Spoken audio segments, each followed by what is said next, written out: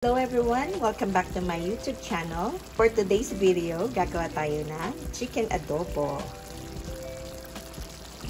Magpapainit tayo ng cooking oil. Olive oil itong gamit ko. Put 2 tablespoons. And we have 1 tablespoon of minced garlic.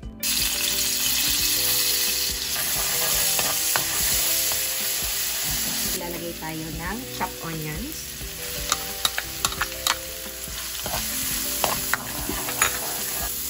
Once luto na yung ating garlic and onions, pwede na natin ilagay yung chicken. Nice and spicy itong chicken natin. And medyo skinless. Kapag adobo, saka medyo ayoko ng may skin. Saka yung mister ko. So, yan, may konti. Pero, tinatanggal ko ang skin. Pero, syempre, kung gusto nyo may skin, pwede rin naman. Maglalagay ako ng fish sauce or ng ating patis, ang 1 tablespoon. Mas gusto ko kasing sinasangkot siya muna yung chicken bago timplahan ng toyo and vinegar. Ayan. Ayan lang natin ulit. Tatakpan lang natin.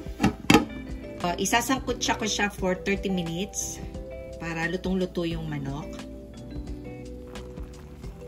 Haluin ko lang.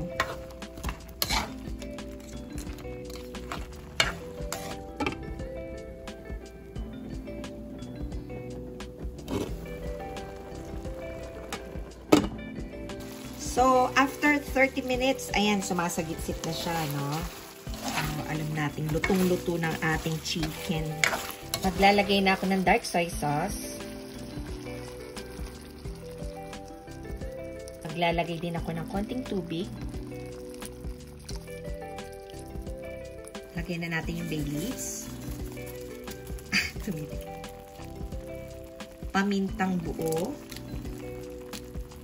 Lagay din ako ng bahagyang ground black pepper. No? So, haluin na natin. Ilalagay ko na rin yung ating eggs. And maglalagay tayo ng spicy vinegar. Pero nasa inyo yun kung ayaw nyo ng spicy.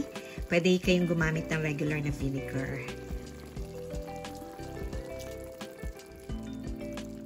After na vinegar, hindi natin ulit hahaluin. Tatakpan na lang natin, no? Hanggang sa maluto yung nilagay nating vinegar. Maluto natin ang ating vinegar.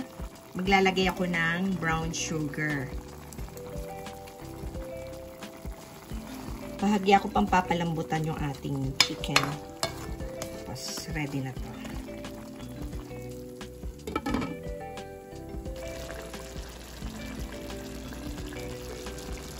So, ready na ang ating adobong chicken.